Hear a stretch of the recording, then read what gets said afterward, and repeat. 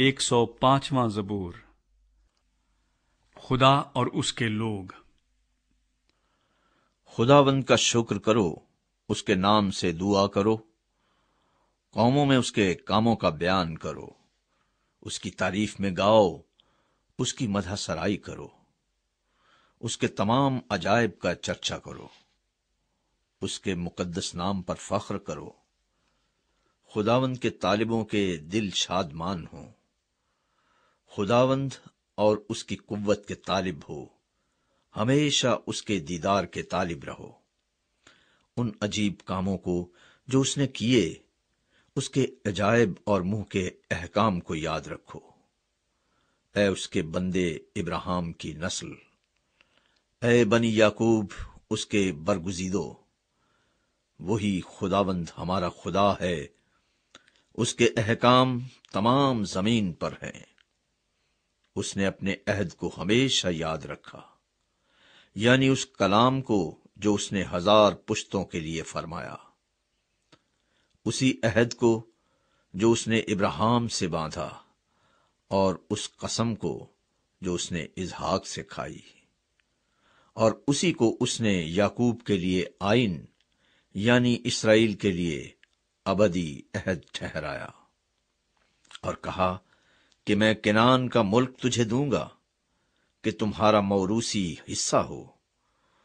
اس وقت وہ شمار میں تھوڑے تھے، بلکہ بہت تھوڑے، اور اس ملک میں مسافر تھے، اور وہ ایک قوم سے دوسری قوم میں اور ایک سلطنت سے دوسری سلطنت میں پھرتے رہے۔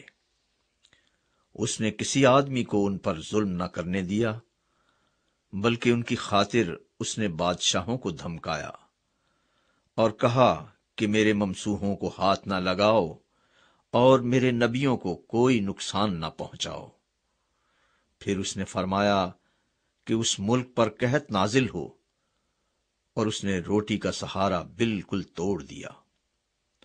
اس نے ان سے پہلے ایک آدمی کو بھیجا، یوسف غلامی میں بیچا گیا۔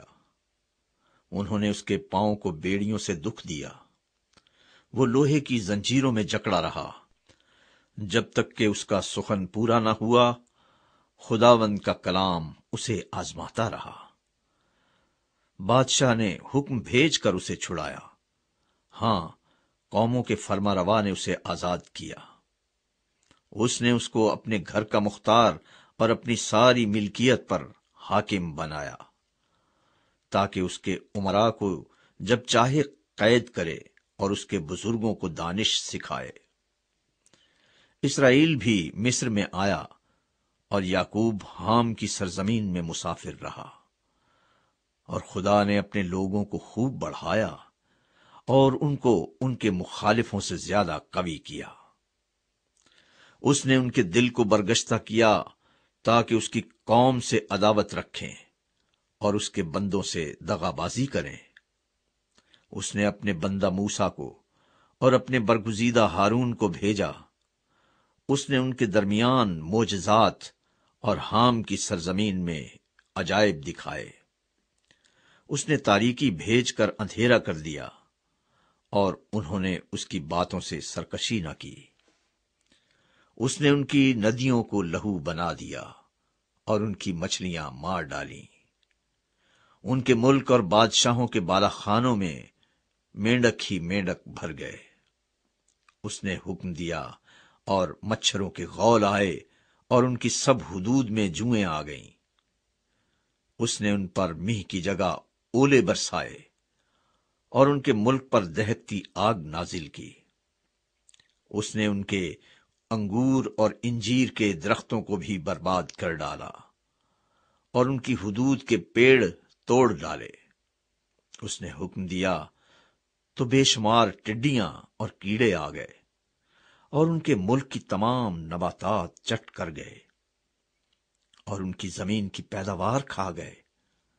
اس نے ان کے ملک کے سب پہلوٹوں کو بھی مار ڈالا، جو ان کی پوری قوت کے پہلے پھل تھے، اور اسرائیل کو چاندی اور سونے کے ساتھ نکال لایا، اور اس کے قبیلوں میں ایک بھی کمزور آدمی نہ تھا۔ ان کے چلے جانے سے مصر خوش ہو گیا، کیونکہ ان کا خوف مصریوں پر چھا گیا تھا۔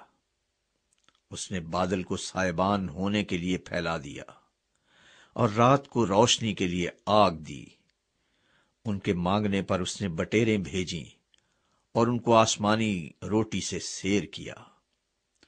اس نے چٹان کو چیرا اور پانی پھوٹ نکلا اور خشک زمین پر ندی کی طرح بہنے لگا، کیونکہ اس نے اپنے پاک قول کو اور اپنے بندہ ابراہیم کو یاد کیا، اور وہ اپنی قوم کو شادمانی کے ساتھ اور اپنے برگزیدوں کو گیت گاتے ہوئے نکال لایا، اور اس نے ان کو قوموں کے ملک دیے، اور انہوں نے امتوں کی محنت کے پھل پر قبضہ کیا، تاکہ وہ اس کے آئین پر چلیں اور اس کی شریعت کو مانیں۔ خداوند کی حمد کرو۔